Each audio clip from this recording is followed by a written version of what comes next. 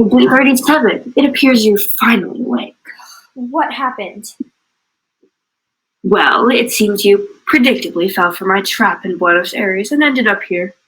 No wonder the wine tasted horrible. Well, the sedative might not taste great, but at least it gets the job done. Yeah, we got him good, boss.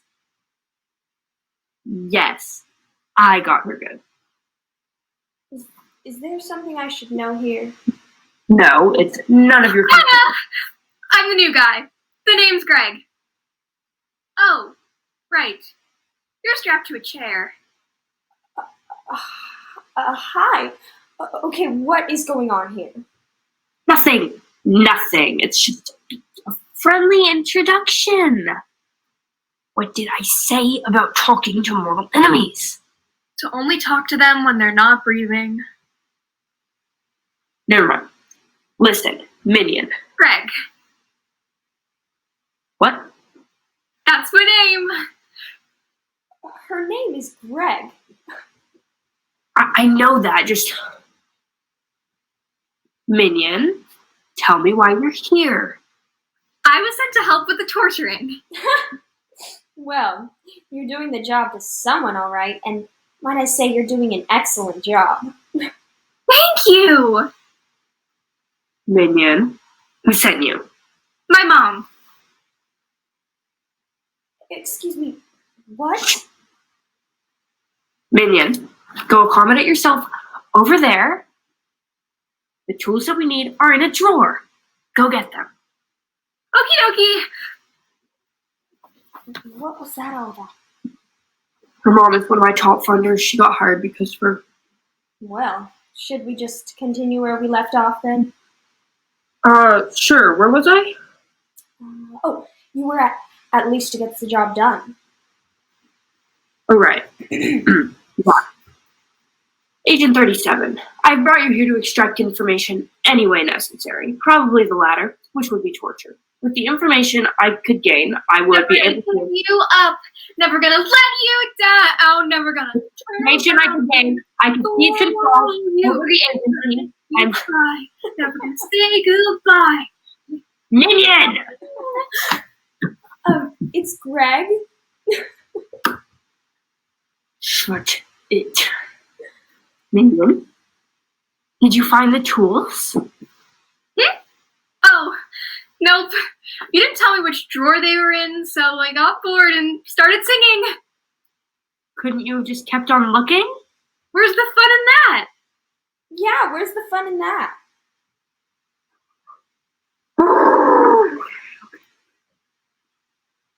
The tools that we need are in the bottom left drawer.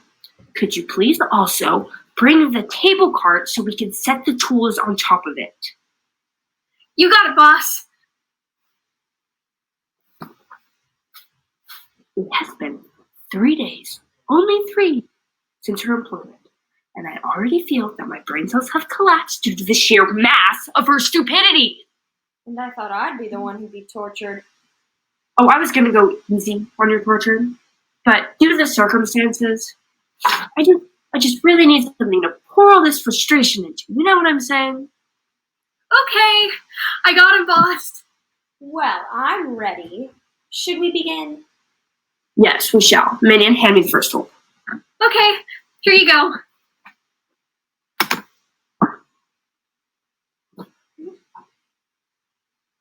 What is this? A tool.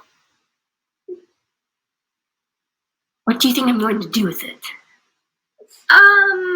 Well, I guess... You think that we spent all this time planning, capturing her, bringing her into my lair to offer her a plumbing job. Well, you did say tools. Shut it. You have been the bane of my existence for the past 3 days, Greg. Every waking hour since then, I have been smashing my head into a wall, waiting for this nightmare to end. You can't even comprehend the most simplest of commands because of that dull-witted, minuscule particle of a brain that you have that you can't even see with a microscope. Well, Doctor, I think you're being just a little bit too Just follow my command to the word. Okay. What should I do now? I don't know. Why don't you release the prisoner or something?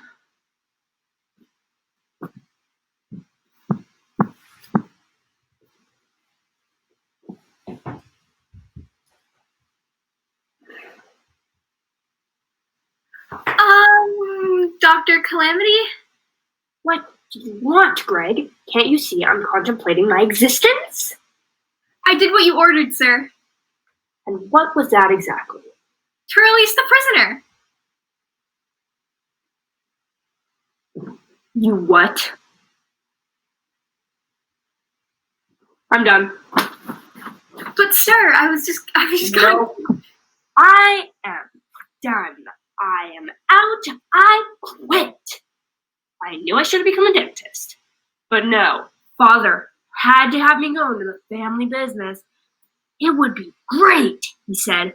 You could rule the world, he said. Well, screw that malarkey. At least in dentistry, you get to torture people and they pay you for it. Okay, he's gone. Oh, nice job, kid. You really did fool him. Thank you. And the whole going undercover for 3 days thing, acting as the most annoying person. Just wow. And to add on that little lie that your mom is one of the top funders. Ha! You must be the world's best spy, because no one can be that dumb. My mom is a funder.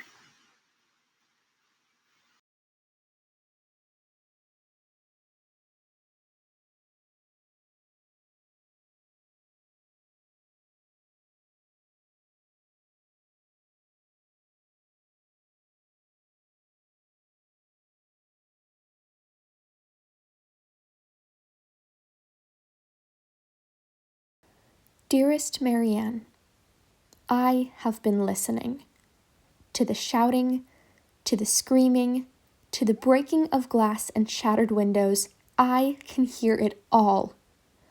But still, I worry that they will not hear us. That even though we are belting at the top of our lungs, they will plug their ears and ignore the sound of change that they continue to be so afraid of. Marianne, they can mock us and shove us to the ground with the mere fact that society has made their gender superior. Yet their weakness is that they ignore the fact that we will not stay on the ground where they leave us. We will stand back up. We will brush off the dust, and we will walk through hell until we are treated as equals. I am aware that I may not live long enough to see votes for women, but I will fight with everything I have to give you that chance. Marianne, this war is far from over, yet every battle we win is one step closer to equal rights. I will fight for your rights, Marianne.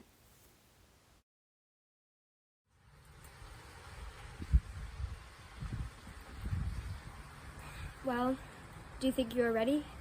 I've been waiting for Election Day for months, Lou. If we continue to wait for the perfect moment might just slip through our fingers. Besides, the polls close first thing tomorrow. It's now or never. I know you are ready. I was just testing you. And remember, no man is good enough to govern any woman without her consent.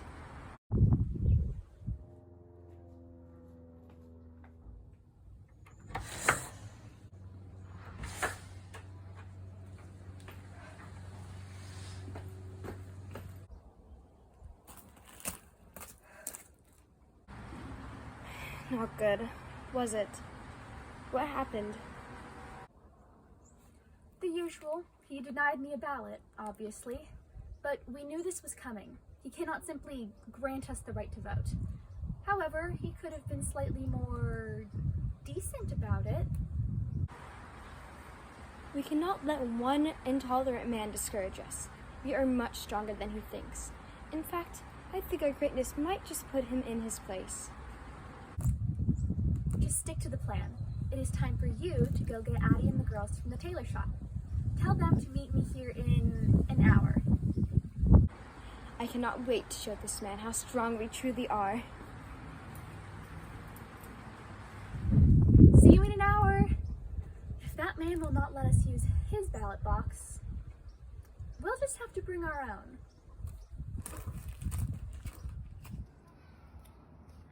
own. Lucy.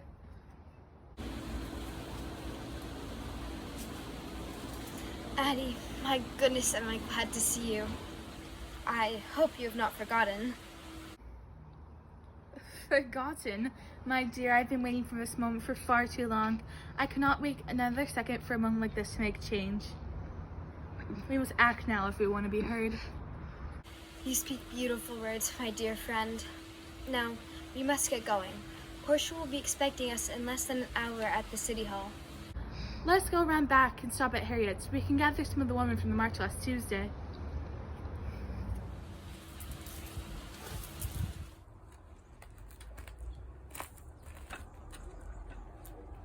Hello. Oh dear. Would you like some help? No, I can manage. My goodness, did you carry all of those from your apartment? Your arms are much stronger than they look. Darling, is that a blueberry crate? Actually, it's a ballot box, if you turn it upside down. Nifty. I am so happy to see you, Adelaide. When are the others arriving? Any moment now. Shall we set up for when they arrive? A splendid idea.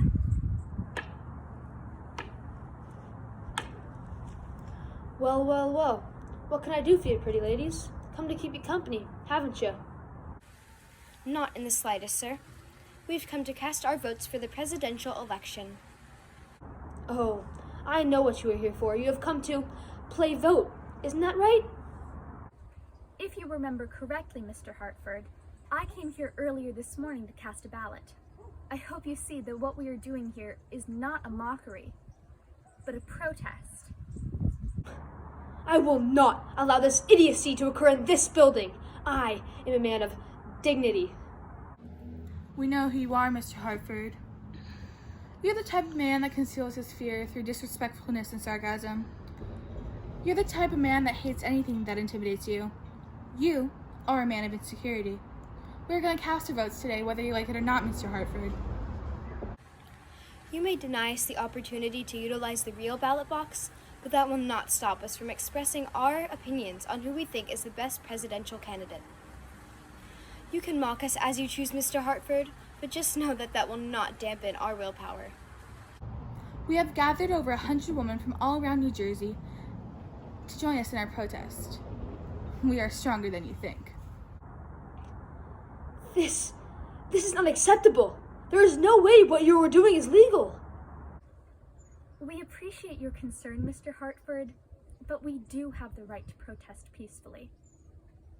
You are the ones who will ruin our country. You are wretched and uneducated. We are dealing with real problems while you just whine about silly issues. Leave the difficulties to us men. We are naturally much better at dealing with big issues.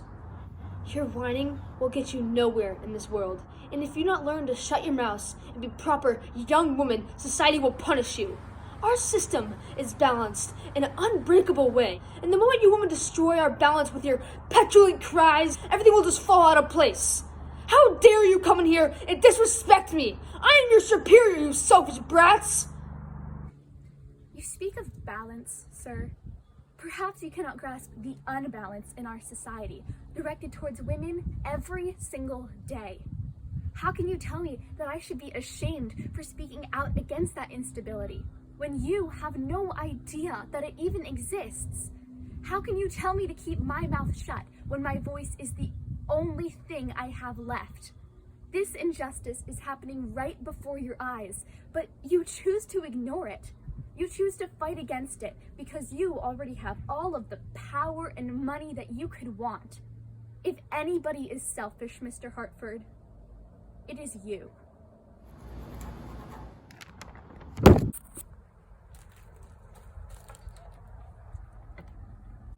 Open the doors, Lucy dear. There's a line of voters waiting outside.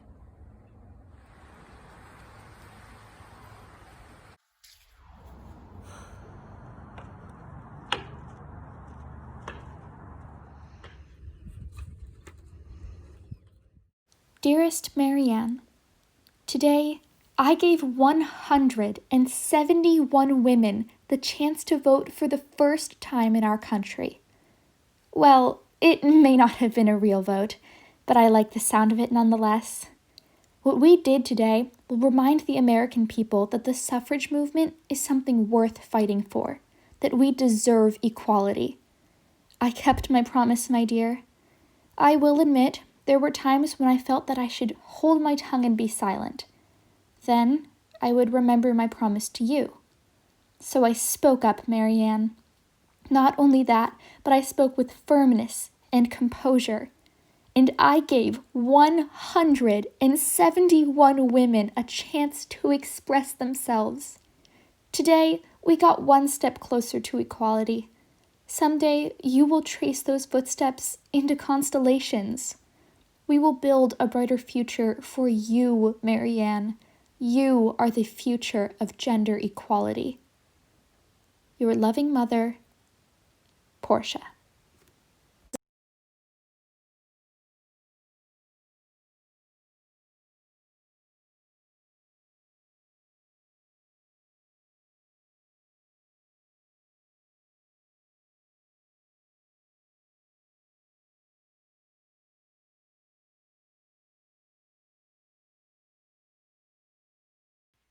Well, good morning, class.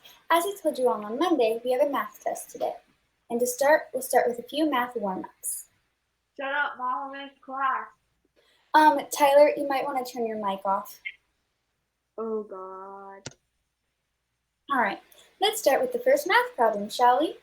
10c minus 6 equals 2c minus 6. Vanessa, what's the answer? It's c equals 0. Very good, Vanessa. Okay, the next question is what is the point 0, 0 called? Let's go with Liam. Oh, I think my Wi-Fi. Oh, okay. Kendall, how about you answer? It's the y-intercept. You're on the right track, but you have to be a bit more specific. Can anyone else help Kendall out? Anybody other than Vanessa? No? Okay, Vanessa, what's the answer? It's the origin. Very good, Vanessa. All right, I think it's time for the test. I'll put the link in the chat.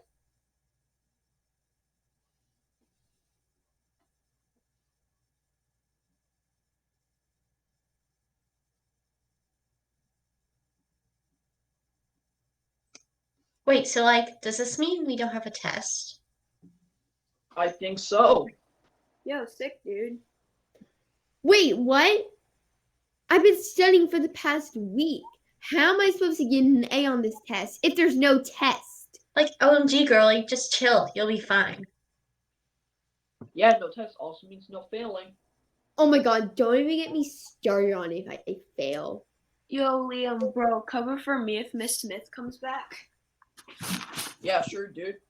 Wait, where do you think you're going? What if Miss Smith comes back and you're gone? What do you think she'll think then? Tell me. Whoa, slow your roll, dude. She'll just believe whatever Liam says. Yeah, Vanessa, just try to loosen up, girlie. No one cares. Teacher, isn't even here. Oh yeah, well I'm gonna tell Miss Smith that you're gone, and you all know that she'll believe me over any of you every single day of the week. Well, sure, but it's also 3 against 1, and don't sound good odds to me. Or me. Or me. Fine.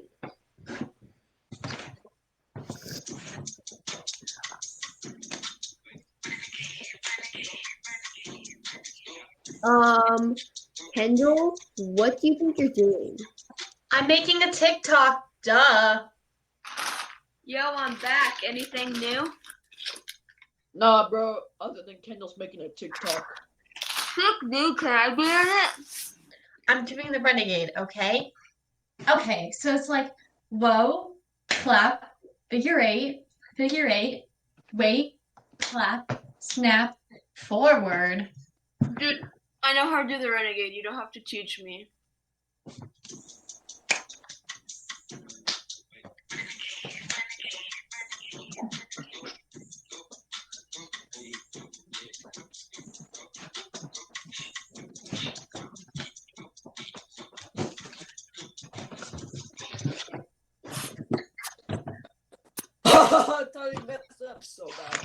I know, dude. Can we redo it? No, I like it. It's cute.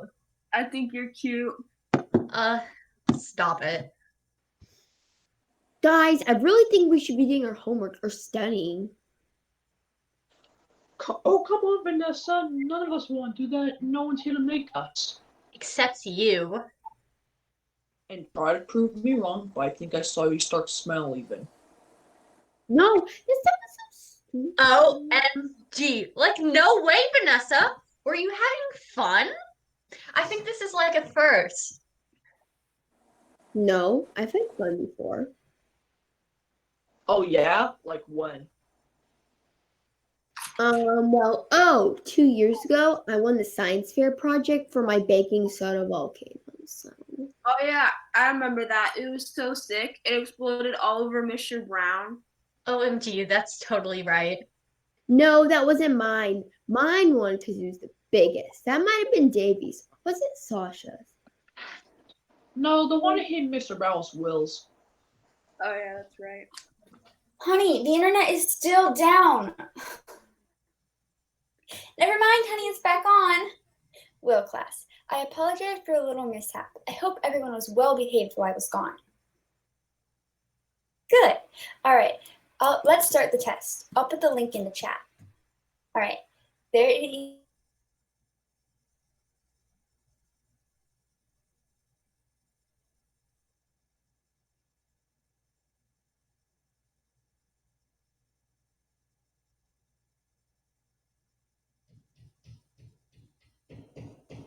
I guess that means back to TikTok in here. No, she got the test out, so we should take it and move on. Really, Vanessa? The teacher's gone. Do we have to say it again? Just loosen up and let go. Try and have some fun. Like, yeah, let's have some fun. Oh, we should so do one of those class TikToks, and I can. Wait, bros. I actually think Vanessa is right. We should all do the test together. Wait, no, that's not what I meant at all. I was saying. Just hear me out. Miss Smith has no idea what we're doing right now, and she's not on the call. So, if we can work together just this once, we can all pass the test, and I can pass this class. Our teachers always tell us we need to work together, and now is a perfect time to show our skill. Yeah, and like, she'll never know that we work together. Well, she'll never know unless someone tells her. So, Vanessa, you win. Well, I mean, if you don't think we'll get in trouble and we're working together. Okay, I'm in. Great. Okay, so Vanessa, you do 1 from 3 because Miss Smith always puts the hard questions first. Okay. I'll do 4 through 6 because I'm good with slope-intercept form. Great. Now I'll do 7 through 9, which leaves Tyler with 10 and 11. Okay, on it. Wait. We should check each other's work to make sure it's right. Like, what a good idea. See, now you're getting the hang of it. I'll check Tyler's and you'll check me, and Vanessa and Kendall, you check each other's work. Okay. Okay, now everyone put your answers in the chat.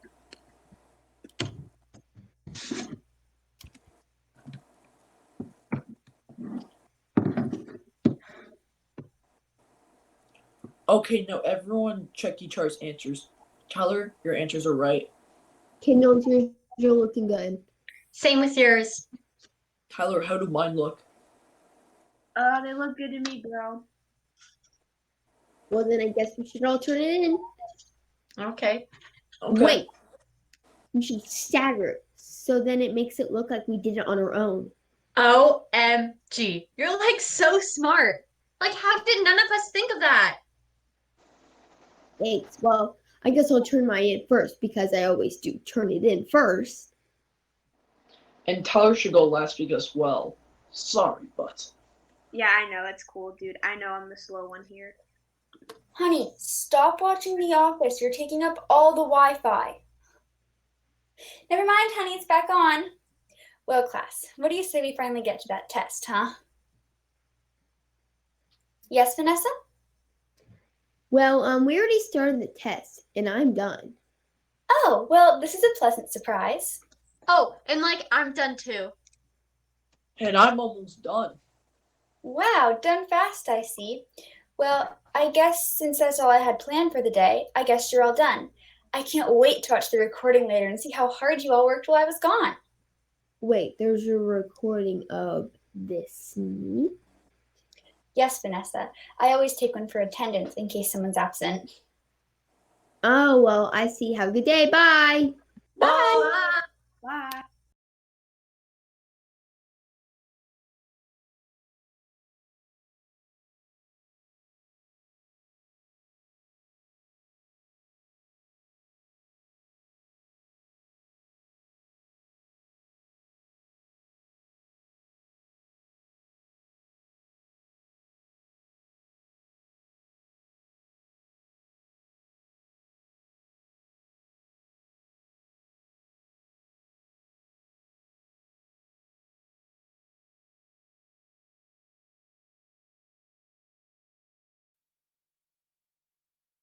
What do you do with a drunken sailor? What do you do with a drunken sailor? What do you do with a drunken sailor early in the morning?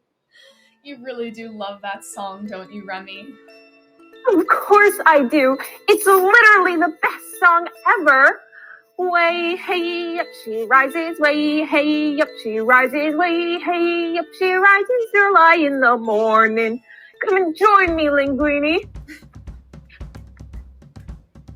What will we do with the drunken sailor? What will we do with the drunken sailor? What will we do with the drunken sailor early in the morning? Way hey up she rises, way hey up she rises, way hey up she rises early in the morning. Remember when we worked in Paris together? It was so fun until the day of the rats. Oh yes, the day of the rats. It was a very scary day. The way they all came running at you just because you wanted to work in a restaurant with real people. I just can't believe they would try to kick you and me both out. I guess a life at sea is better for the both of us. I suppose so. Maybe someday we can move back to Paris, or to another country, like maybe Poland. Poland sounds cool. Maybe we can meet the Polish cow. Sure, Remy. Maybe we can meet the Polish cow. Remy and Linguini, I am coming for you. You can never escape the powerful and almighty Skinner. What was that? I don't know, but it sounds like they're coming for us. Linguini, sound the alarm. Mayday, mayday! We have a code iceberg coming for us! I am coming closer to take my one true love, Linguini. You love Linguini. I have since I laid my tiny mouse eyes on him. This is why I'm coming for you. You stole my love away from me. It was supposed to be mine, but you decided to win him with your epic cooking skills. What am I? I'm just a giant iceberg. Nothing special. Just a big block of ice. I just want to be loved by Linguini. I love you, Skinner, just not in that way. I'm in love with another, and his name is Remy. This is the exact reason why I came today, just to destroy Remy, so I could be with you. Remy, we have to go. I see a small rowboat. Come on, let's go. Row, row, row your boat gently down the stream. Remy, stop singing. This is a very serious situation. I What is see that what you're awful doing right now. singing? Oh, My ears are listening to fall off in pain. that's kind of harsh. Well, I mean, I'm trying to attack you. I don't think I want to do that while listening to you row your boat. Oh. Well, anyway, you won't get away with this, Skinner. Linguini is mine. Not for long, he isn't. Linguini, no.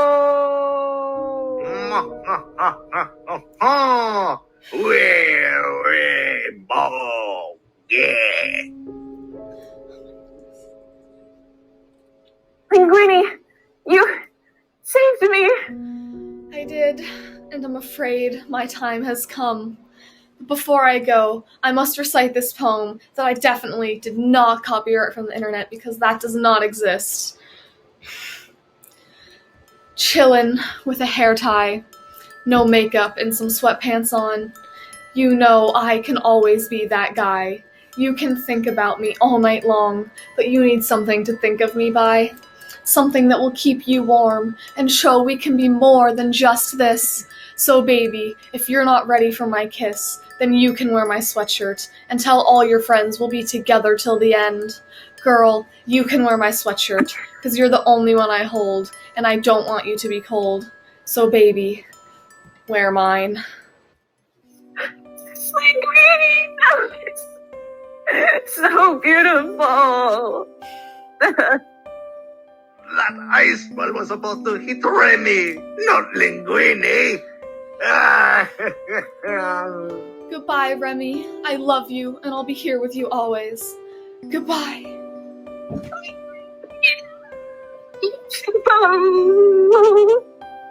No, my one true love, Linguini. Now I will kill you for what you have done. You're on.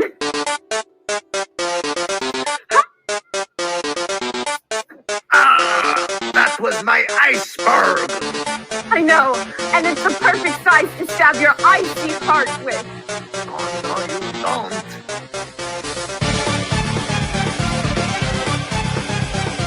I can do it.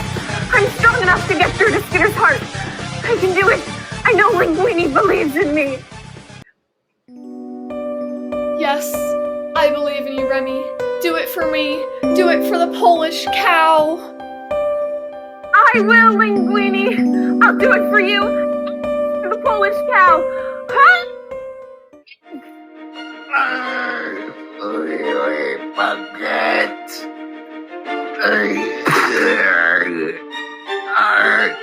No, I'm dying. I did it. I beat Skinner.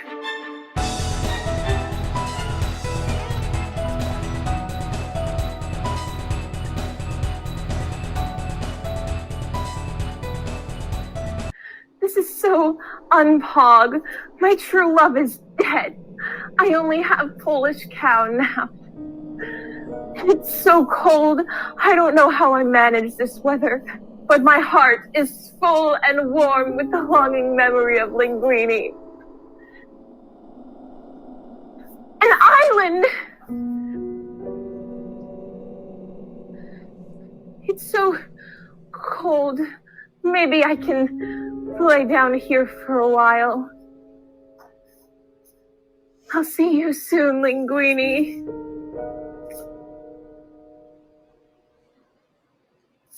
Tylko jedno w głowie mam, koksu 5 gram, odlecieć sam w krainę zapomnienia.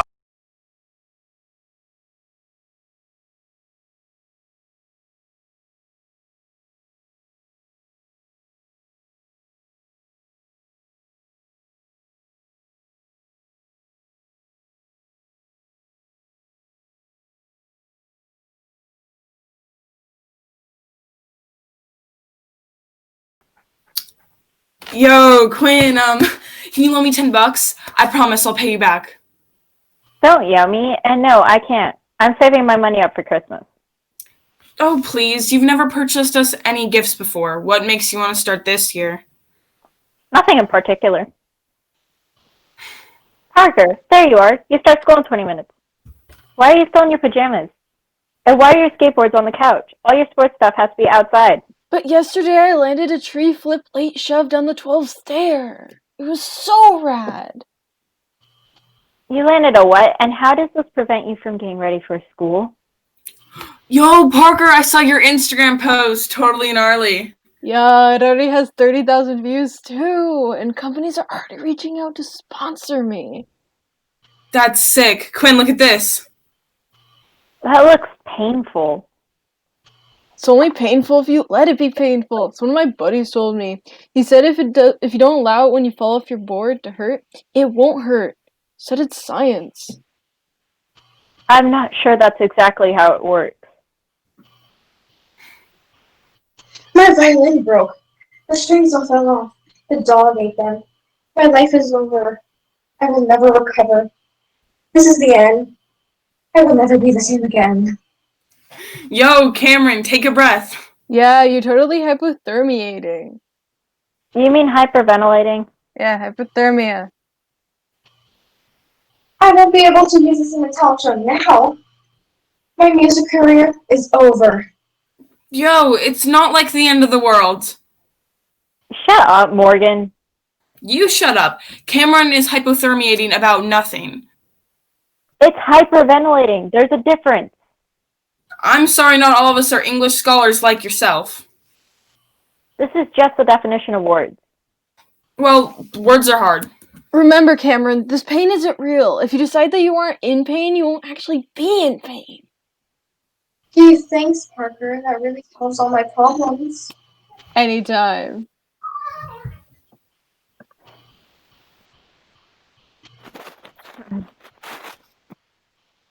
Do you need me to drive you to get new violin strings? Maybe. Fine. Come on, let's go.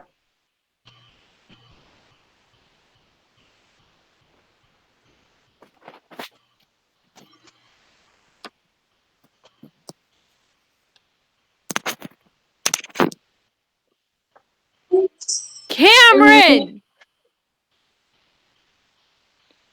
Cameron! What? Come here!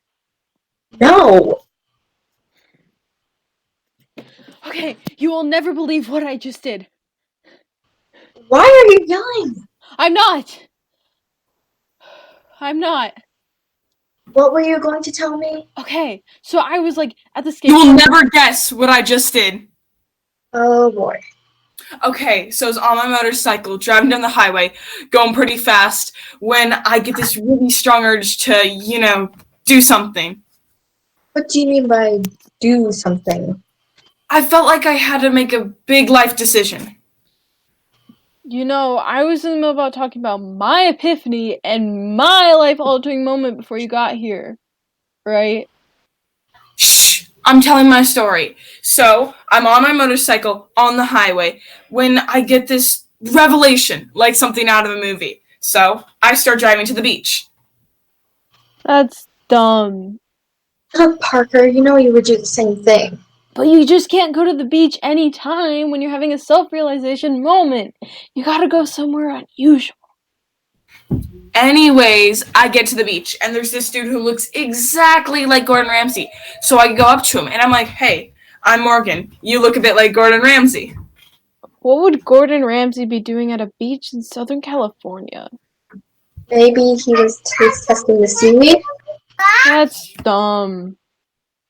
You seem to think everything is dumb. I am starting to think that's you, not society. That's something a dumb person would say. So, the Gordon Ramsay lookalike looks me in the eyes and says, you idiot sandwich, and runs away. You ran away from him? You chased him, right? So I start chasing him, the Gordon Ramsay dude, down the beach, and he hops on my motorcycle and drives away. You're lying. You're definitely lying. Who's lying? Morgan says they chased Gordon Ramsay down the beach and Gordon Ramsay jumped on his motorcycle and drove away. I'm not lying. I have Gordon Ramsay added on Snapchat. It says he's still in the UK. I knew it! You raise your voice and your eyebrows when you lie. Are you two gonna ignore the fact that Quinn has Gordon Ramsay added on Snapchat? Do you not have Gordon Ramsay added on Snapchat? Gordon Ramsay has the best Snapchat. You have Snapchat, Cameron. No. Parker, do you have Snapchat? No.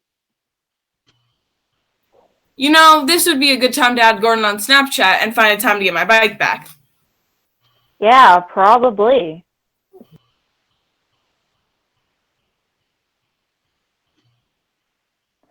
I'm so tired of living with all this chaos. I can't even find any time to myself to sit down and read. Because Parker always needs to ride to the skate park. Cameron always wants me to listen to her music. And Morgan always has some crazy story to tell. I wonder what would happen if I left just for a few days. I wonder how much of our lives would unravel and how crazy things would get. Yeah, can you drop me off by the skate park? I got a new trick I want to land. Can I practice this new song for you? I think I'm going to use it for the talent show.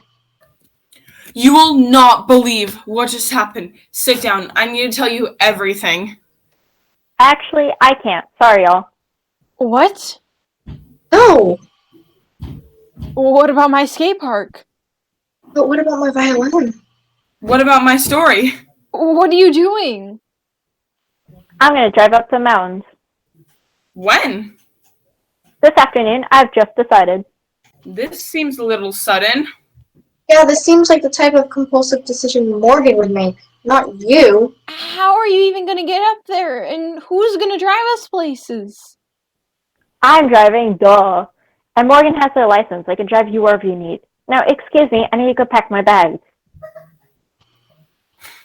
What are we going to do now? Probably starve and then die of boredom. You two know I'm sitting right here. Remember when you tried to make us mac and cheese? I was only 10. Quinn could have made us mac and cheese then. I didn't mean to set the counter on fire. It was an honest mistake. But we are going to see more of that mistake with Quinn gone. I will be a great older sibling. Parker, didn't you need to ride to the skate park? On your motorcycle? You know it. Sick, let's go! Alright, I'm all packed up and ready to go on my trip. We hope you will be back very soon. Everything better be the way I left it when I return. I'll only be gone a few days. Y'all will be fine. I'm not bringing my phone, though, because there won't be cell service. So don't try to call me. I'll be back Friday. Bye! I can't believe she's actually leaving. I know, I thought she was joking. Yo, what's up, Parker? Grinding those stairs? You what? No, I won't pick you up. I don't care if you broke it. I know. Quinn would have picked you up. Fine, I'll be there in 10 minutes. Did Parker break something again? He's broken bones before? Yeah, he just broke his bone his wrist, more specifically last month. Oh, that was the thing on his arm. I thought that was some new fashion style. No wonder I couldn't find it on Amazon. Shouldn't we go get him? Oh, yeah, you're right. Let's go pick him up. This will be a very exciting next few days. Parker, how did this happen? How did this happen the 1 week Quinn isn't here? I don't know. I was doing a kickflip lip side and all my friends were cheering me on. And then I woke up and you were dragging me to the car. You have to be more careful. You can't keep running around or skating around like it doesn't matter. You have to make sure you don't ruin your life by doing some dumb skateboard trick. Parker, are you listening to me? Parker! I'm microwaving pizza bites. Do you know I was talking to you, right? You have to... Wait. It smells like something's burning.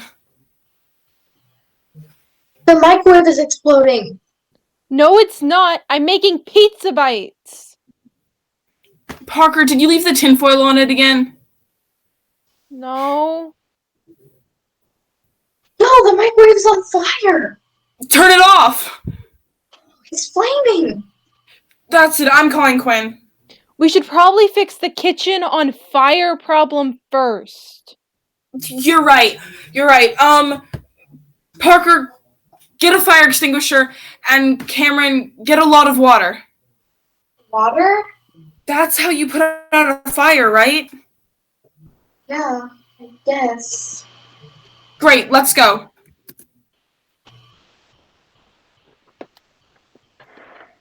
This has been the nicest past few hours of my entire life. I've had time to read an entire book, and the house is so quiet.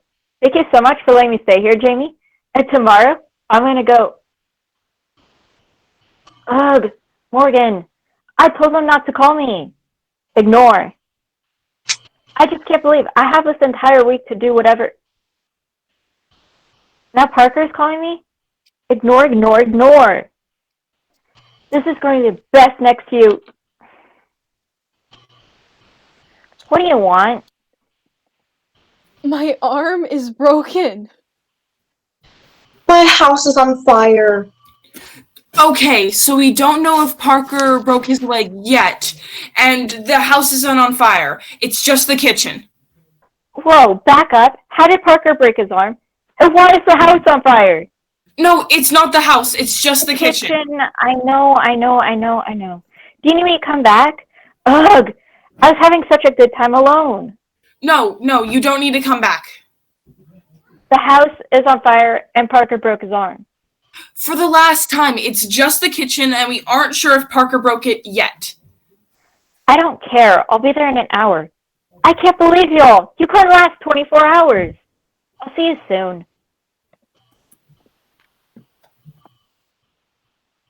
Even though I was enjoying the quiet, I did miss the constant busyness and buzzing of my family back home. I'm willing to sacrifice some quiet time and a book or two to be around those crazy kids again. And Morgan.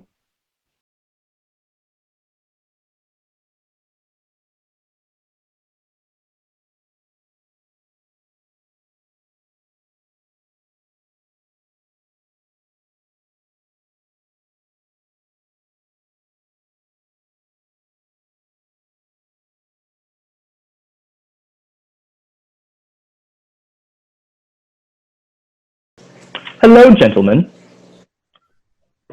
It is nice to meet you again, comrade. Churchill? Stalin? Let's get to discussing, yeah? Of course. Yeah. So, Stalin, how's your communist thing going? What do you imply by thing? Oh, nothing in particular. Just asking. I'm curious about that as well. How is it going? All is well on the communist utopia of Mother Russia. Whoa, okay. Just glad I have ducked capitalism. What? What? Oh, I just thought you'd said something. Nothing was said. Are you sure? I thought I heard something then. Positive. Anyway, Stalin, I've received word that you have expanded your military significantly since we've last spoken. Are you planning anything? Not at all. But, as they like to say, better to be safe than sorry. What about any, I don't know, large-scale nuclear production? We have no access to nuclear technology. Why inquire upon such a thing? Well, just asking. You do enjoy that just ask, don't you? Should we tell him about the The bomb. Rosie. What are you guys talking about? Oh, nothing. You were literally just talking to each other. No. You were? Was this about the He knows about the bomb as well? Yes. You're what?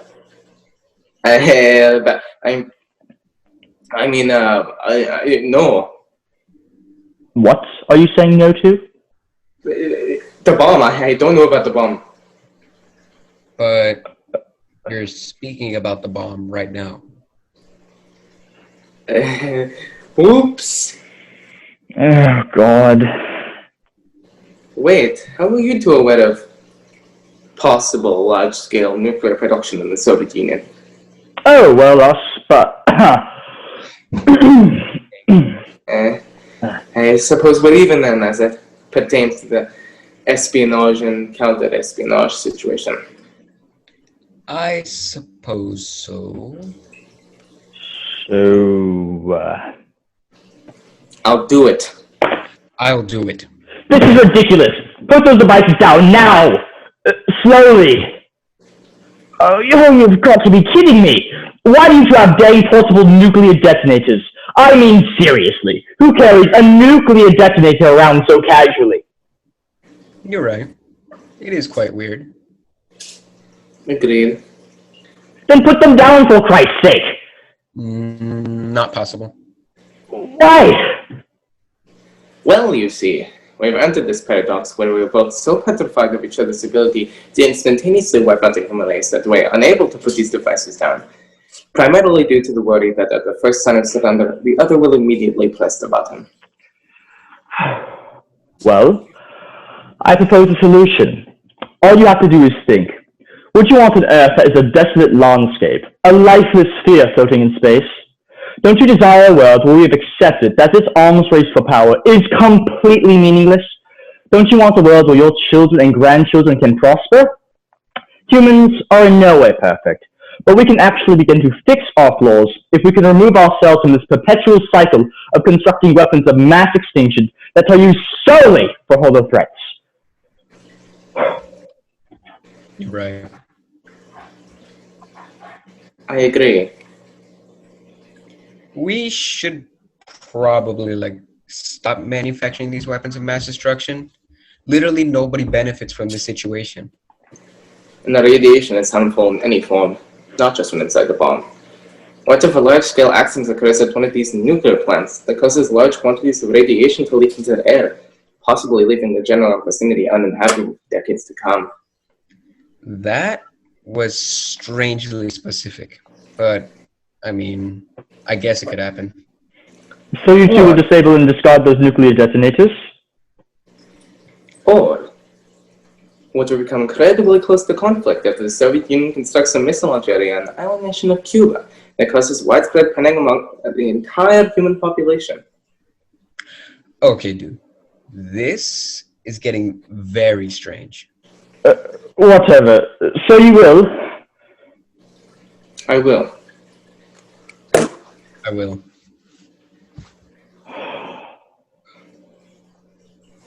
So, what do we do now? Well, after Winston's main chair speech, I believe that amassing a large nuclear arsenal is just not the right path to prosperity. Yeah, I think we should just go back to our respective countries and halt all construction on these weapons of mass destruction. Don't you agree? This is an incredible plan. I feel as though I shouldn't have had to point out the fact that nuclear weapons are detrimental to the way that we function in our everyday lives. But whatever works, I suppose. Okay. Okay. Yeah. All right. Well, I suppose it is time that I leave and return to America. And me to Britain. And me to the Soviet Union. До свидания, comrades. Wait, is the conference even over? Whatever.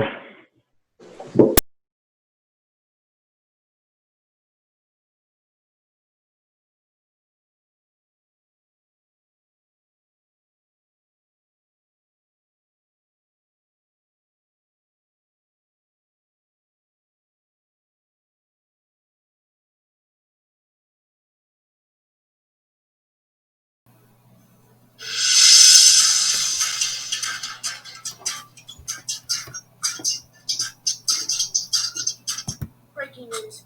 Queen Annette, King Edward, and almost all of their children, grandchildren, and great-grandchildren were tragically killed in their palace after a reunion for the holiday season. Details about the cause and those involved have not been released yet, but we are expecting speedy updates. The Kingdom of Isbury mourns the death of the royal family and sends condolences to the one surviving member, 15-year-old Princess Adelaide, third-born child of late Princess Cecile, the Duchess of Evermore, and the fifth child of the King and Queen. Yesterday, Adelaide was 27th in line for the throne. Today, they make plans for her coronation in the coming weeks. The crown now belongs to Adelaide. Oh my gosh, I can't believe this is happening. What did I do to deserve this? I didn't do anything wrong. Why is this happening? Hi, Addie. Oh, Henry, I'm so glad you're here. I assume you've heard the news by now? Of course. I mean, the whole world has. Gosh, half the world probably knew before I did. You know, I was in an exam when it happened. That's why I wasn't with my family. Anyways, I was supposed to join them today after school let out. I was in the middle of a test when the guards came in. The professor didn't know what to do. She just stood there and yelled at them, "You aren't allowed to be in here. There is an exam taking place." To which the guards replied with, "We're here for Queen Adelaide." And that caught me off guard. Of course, I said, "Guards, you forget. It's only Princess. I'm only 27th in line for the throne." They looked at me and said, "Not anymore." You know, it wasn't the most thoughtful way to break the news. I'm so sorry. I can't imagine how you're feeling, but take your time, okay? You know, it's funny you say that. I actually can't take my time. I've been getting calls all morning asking me what color flowers I want at the coronation. Like, can't we at least have a funeral first? Take a few weeks to mourn? Apparently not. I really am sorry, Adelaide. I know you weren't prepared for what's happening, but you're going to be an incredible queen. It's in your blood, and I'll be there for you the whole time, okay? Plus, you always did love your grandma's fancy crown. That's not funny. I know. This is all just so weird. I was 27th in line for the throne, even though I had 34 family members. Married couples count as one, you know. It's just crazy. My cousin's toddlers were higher up in succession than me. My mom was the youngest child of the queen, and I her youngest child, so I am literally the last resort. Oh my goodness, Adelaide, I came as quickly as I could. It was quite difficult to pry the meeting coat from the guard's grasp, but you know me, I always find a way, and I was determined to get here. Although here is virtual. Why are we in line again? Hi, Elena. We were all relocated after the incident. Every single member of the court was taken from their usual residencies and brought to different homes in the countryside. That's why we're all in line. None of us are together. Isbury can't afford any more deaths. I see. Adelaide, I cannot express my grief enough. My kingdom, Tasmarinth, is in mourning as well. This situation is so tragic and unexpected, but we'll stand by you through it all. Thank you, Elena. May I ask how they all died? A plane crashed into the dining room of the palace. That's where everybody was, except for me. I was still in school. That information of it being a plane crash hasn't been released yet, so don't tell anyone for now. I'm so sorry. And God, you weren't there, though. It's just so weird. I've gone from a minor member of the royal family to the queen in just a day. I'm not used to this amount of fame.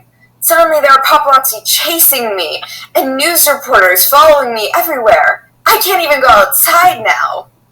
Addie, you're going to be fine. You've always been Princess Adelaide, and right now that's no different. Yes, it is. Before yesterday, the most recent news article I saw about myself were photos from my 7th birthday party in Evermore Square. But now it seems like I'm the only thing the world is talking about. Princess Adelaide of Evermore to become the next queen of Isbury. Isbury will have the youngest ever monarch at just 15! Speaking of which, how's that going to work out? You're not 18 yet, so can you legally make those big decisions? Technically, no, but my grandparents' advisor is going to oversee and assist with my choices. His name is Duke Beaumont.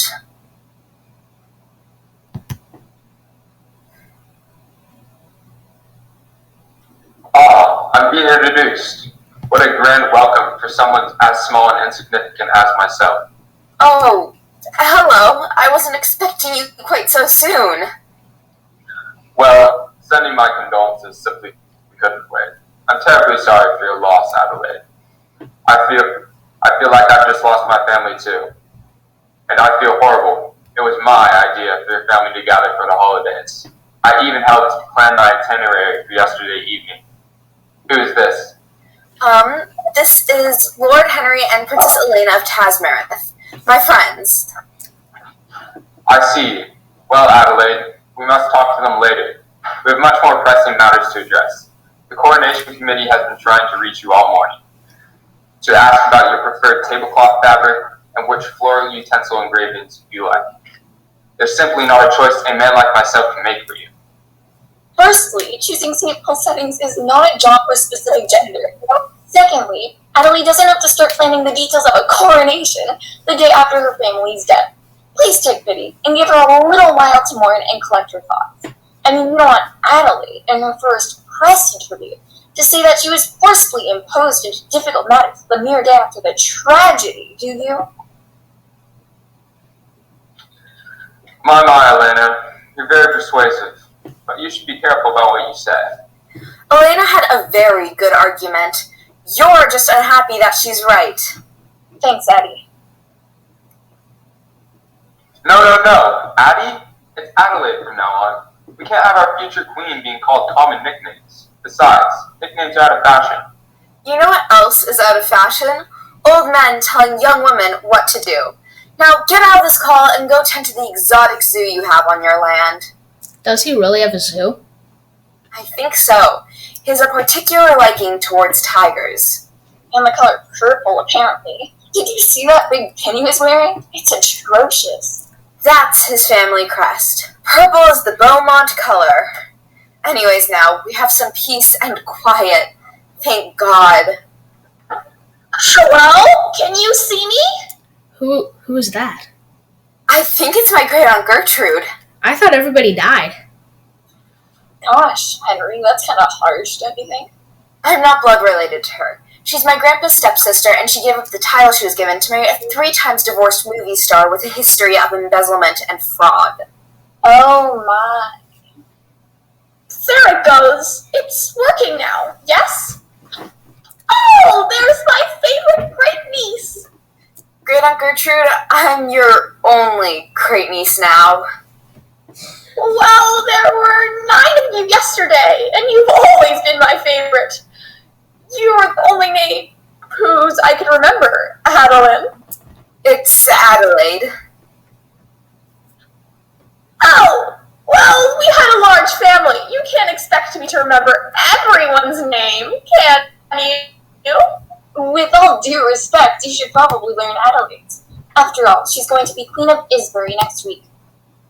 Monarchy and succession are funny things, you know. No princess wants to become queen, and no prince wants to become king. If they did, that would be a death wish for those higher up. I've never thought about it like that. You have a lot to learn. The plane crash was tragic, nonetheless. Thank God that Addison... Adelaide? Yes. Thank God that she and I weren't there. The crown would go to some court member lower ranking, like that filthy Duke Beaumont. I've always detested him. Great-aunt Gertrude, where were you? It was a family reunion after all, but you weren't there. I wanted to attend, but I hurt my right arm. That's your left arm. Oh, well, let's get back to what's really important. Nobody should care about my arm when Allison... Still Adelaide. When Adela and I have just lost 35 family members. You have a really big family.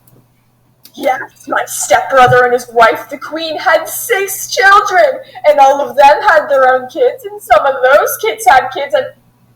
Anyways, we just lost 35. No, we lost 34. Oh, you must be forgetting baby Elise. Who's baby Elise? Don't you remember? Your cousin Camille was pregnant with a girl. Yeah, but they hadn't announced the name yet. Oh. I hear the dinner bell. Dong dong, I should go. Great-aunt Gertrude.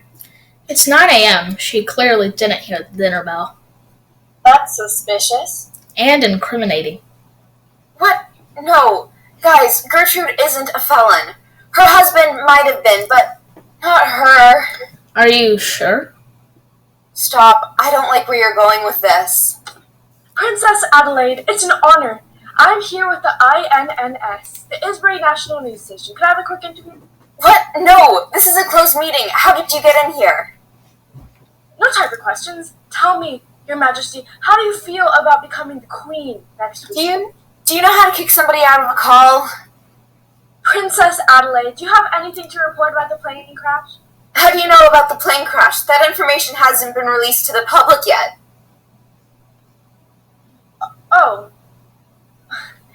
I have to go. The news station is really busy today. Bye. Wait! Addie, how does she know about the plane crash? I have no idea. This is really weird. First, your great aunt Gertrude knows the name of your cousin's unborn daughter, then a random news reporter knows details about their death that haven't even been released yet. Something about this is off, Addie. I know, but there's nothing we can do about it. So far as we know, the plane crash was a freak accident. Besides, it's not our place to scrutinize too much. We have the best investigators in the kingdom looking at the wreckage. But what if they're too narrowly focused? I mean, nobody wants to think that a person was behind your family's death.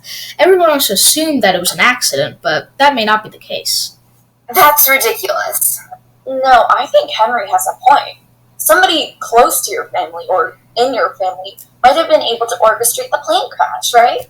In my family? Are you suggesting that Great Aunt Gertrude, the crazy, delusional old woman we just talked to, killed her brother's family? It's not entirely implausible. For one, she knew Elise's name even though nobody else did. I'm not sure what that proves, but it sure is sketchy.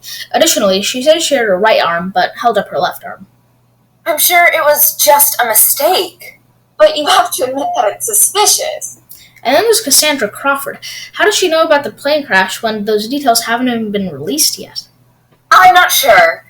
Maybe her office is near the palace and she can see the wreckage. But she says that she works at the Isbury National News Station.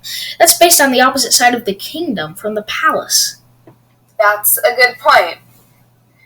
Henry, Elena, I do want answers. I do want to know how my family died, and everything that you're bringing up is really suspicious. I'm not sure if I want to find this out. If you're right, and a person who is close to me, is behind all of this, I don't know if I could ever trust someone again. But if we don't get to the bottom of this, you could still be trusting your family's murderer. It won't hurt to investigate. If anything, it'll help. I got an email from the investigators. Really? What does it say? Well, they found 36 bodies, 35 members of the royal family, and the pilot of the plane. 35 members of the royal family? We were talking about this with Gertrude. It's only 34 because baby Elise doesn't count. No, apparently baby Elise does count. An infant's body was found. They think she must have been born right before the crash, but that my cousin Camille couldn't get to the hospital. They apparently made a few phone calls about Elise's birth. So Aunt Gertrude might be innocent. I mean, how many people are there to call when almost your entire family is in the same room as you? Camille probably called Gertrude about Elise. And they announced it was a plane crash about 10 minutes ago to the public. So that means Cassandra Crawford is innocent too. By the time she entered this call, the details were out. Yeah, I guess that's right. Wait, they gave us more information about the crash. The plane was small, only large enough to fit a pilot and 1 or 2 passengers. It was marked with a violet stripe, and it appeared to have been a suicide crash. The pilot's navigation wasn't set to a specific location. Additionally, the pilot's face seemed to have been mauled by a large cat of some sort. He seemed to have been forced into flying the plane. Okay, that's really suspicious, and you can't deny it. No specific destination, forced into a plane, mauled by a cat? This was no accident, Adelaide. Somebody put him up to this. But think about it. How could the pilot know exactly where your family would be when he crashed into the dining room? And how did he know where the dining room was? The blueprint of the palace isn't for the public eye, after all. Only someone close to your family could have given him the exact instructions. That's true. Hang on, Adelaide, did you say there's a violet stripe on the plane? Yes. And didn't you say earlier that Duke Beaumont's official family color is purple? Yes. And the pilot's face is mauled by a large cat. And Duke Beaumont has a zoo and a passion for tigers. Exactly. Plus, he said that he helped plan your family's schedule for last night, so you know that they were going to be in the dining room. And he's been to the palace like 1,000,000 times, so of course you would know where the dining room is. It makes perfect sense. He has more control over you, Adelaide, than he did over your grandparents. Maybe he didn't realize that you would be at school and therefore survive, but it would have worked out either way. You're too young and would rely pretty heavily on him. Plus, he has the money and power to get that job done. Duke Beaumont killed my family.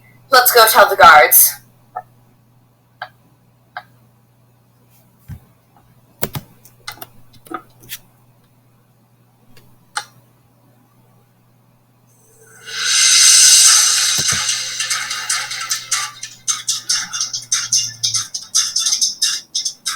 Breaking news.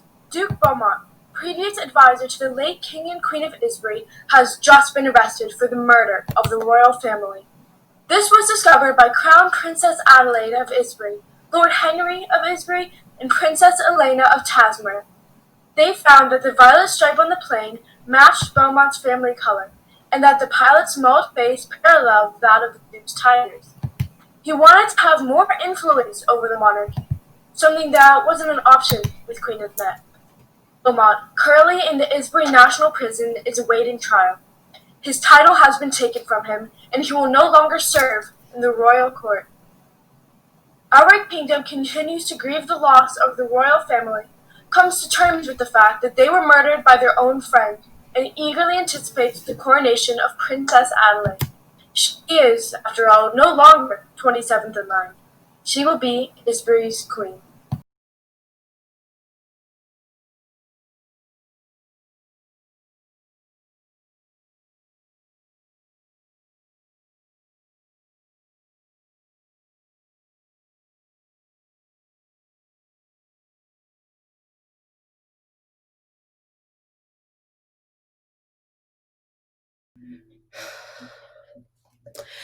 Okay, we have Noah, Sophia, Charlotte, and Liam. Thank you all for coming today. I know it's not the best circumstances holding this virtually, but since the police are on campus, and this is the best option. So, as you all know, Saturday, April 15th, Grace Saunders, a junior at school, went missing. I'm here investigating you all because you hold close relationships with Grace. Are you all good friends of her? That's what the school board says. Is that true? Perfect. Now that's all settled. How many saw Grace that day? The store? Park? Anything? Okay, great. Did any of you interact with Grace that day? Text her, hang out, have a conversation? Noah, is there anything you'd like to say? Alright, I did interact with Grace that day, but I can't tell Mr. Parsons. It wasn't exactly an innocent phone call or anything, and I'd be dead if he found out, or anything for that matter. I was driving to basketball practice and I hit Grace's car. I had my driver's license, but I just lost control of the wheel for 1 second, and I veered into her car. To make it worse, I drove away and didn't even tell it was me later on. She couldn't find out. We've been best friends since kindergarten, and our moms are best friends too. So if she knew it was me, it would ruin the whole family friends thing, and our mom would get into a huge fight. Grace wasn't hurt. I left a small dent on her car from the looks of it, and I told my mom I drove into a tree. So she took away my car for a week. But that's aside from the fact that if I told Mr. Parsons that I interacted with her Saturday, he would ask how so, and I would have to tell him the truth, and it would ruin everything. And I'm not guilty either. Grace was my best friend, and like I said, our families get together all the time. I would never do anything of that sort. But, oh no, I have to come up with something, an alibi. It would still be the truth, but I would just skip the part about the car crash. But what am I supposed to say? Okay, that's it. I think I got something. Noah, anything to say? Oh yeah, sorry. I just want to say that I have an alibi. I was at the school team's basketball practice that evening when Grace disappeared. It was from 6 to 8 o'clock. If you like, you can ask Coach about it. He takes attendance every practicing game. All right. Thank you for letting me know. Until I check with the school about your attendance, you're free to leave. Thank you for your time. Okay, now let's continue. First off, does anyone else have a potential alibi? If so, please let me know and I'll make sure that it's valid. Oh, I wish. My situation is as far from ideal as it can get. Not only did I see Grace the other day, I was actually hanging out with her. I'm on the school soccer team with her, so I see her pretty often. But it wouldn't have been a big deal to play a soccer game with her as it is to literally blackmail a student from the other team. Like, I know this sounds super terrible, but it was the finals. Our school has never won the finals before, so it would be such a big deal if we did. And now our team is good and all, and probably the best it's ever been, but the other team is good too. So that's where the whole blackmail thing comes in. We knew if we were going to get through with it, it would have to be with the other team's best player, Julia, who makes almost all the winning shots. Grace and I had about $30 or $40 each that we were willing to give up. So before the game, we asked Julia about it. Their team has won so many of the finals, so it wouldn't be too hard to give one win up. We had offered her the $70-ish to screw up a shot or two for us and make it realistic, and she did. But nobody can find out, especially Mr. Parsons. If he did, I'm practically a dead man walking. Not only would I be super suspicious with Grace's disappearance, but blackmailing is also, illegal, right? And plus, I'm not guilty. I seriously have no idea what happened to Grace. And it's, super sad because she was a really good friend and good at soccer too. If only I had a decent alibi, even a family dinner or something. I don't know. Oh, hey, that could work. I do, Mr. Parsons. I was at my neighbor's house, Mr. and Mrs. Garcia, helping her kids practice soccer that evening. They're in the Pee Wee team. I'll put their name and phone number in the chat for you. Thank you, Sophia. I'll check that out to make sure it's valid and I'll get back to you later. All right, that leaves it down to you two. Anything to say before we continue?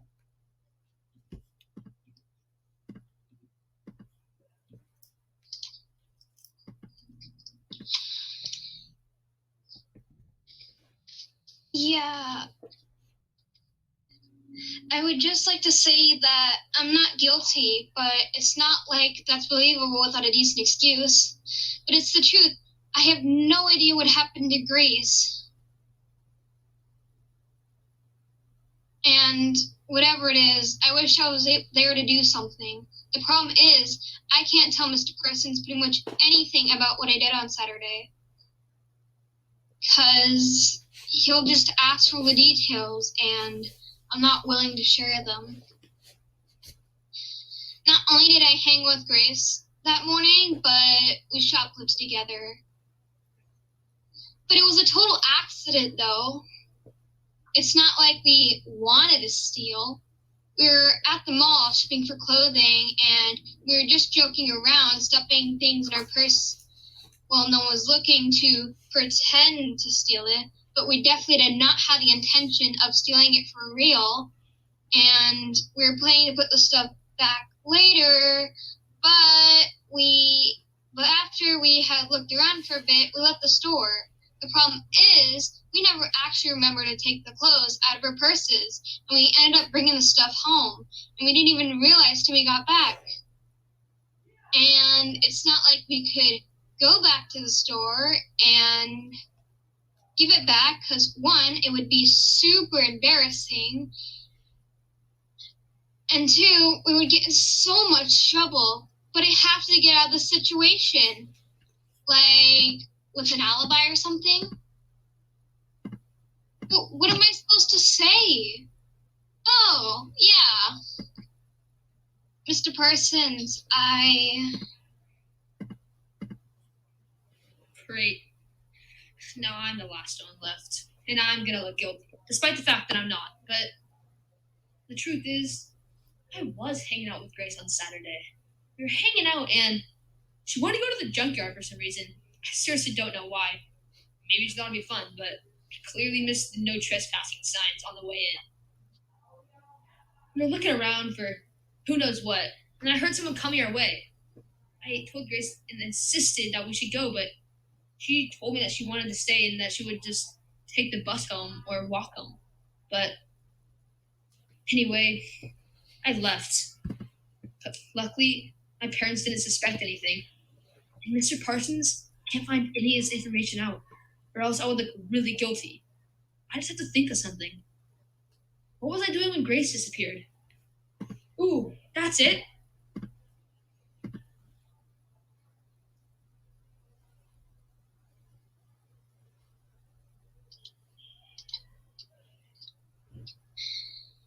I just wanted to say that I too have an alibi. I was working a part-time shift at the bakery near me during the time of Grace's disappearance. I'll put my boss's name and contact info into the chat for you. Oh, okay. Thank you.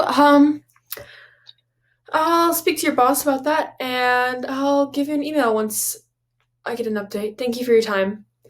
And that leaves you, Liam. I'm going to ask you some more questions. I want you to answer them in full, complete honesty. Got that? Actually, Mr. Parsons, I have an alibi as well. I was helping kids with homework during the community center. I'll put the contact information in the chat for you as well. Oh, really? Okay. I'll check that out for you and give you an email once I figure it all out. Thank you for coming. You're dismissed now. Thank you.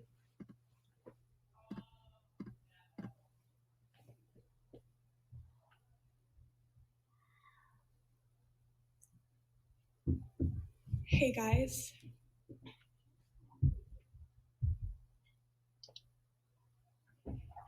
Oh my god, where have you been?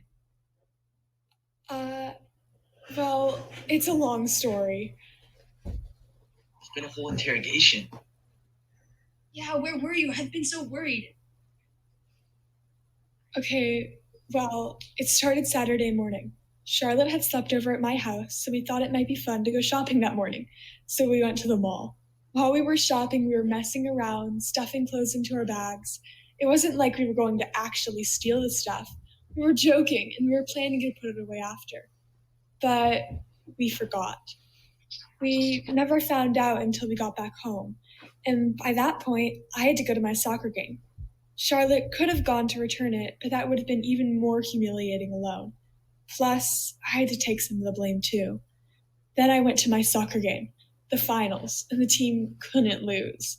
We had gotten so far that we all would have been devastated if we lost. So, Sophia and I blackmailed Julia, the other team's best player, to mess up a shot or two. We each gave like $35 to her, so I didn't have too much money left in my wallet. The only good news to come from the mess is that we won. Not fairly, though. Then on my way back home from the game, someone hit my car in the rear. I wasn't hurt, but the jerk just drove off without stopping to help or give me their number to fix it. I couldn't just drive home, or else my mom would see it and think that I'm a lousy driver. She was already hesitant enough to let me drive in the first place.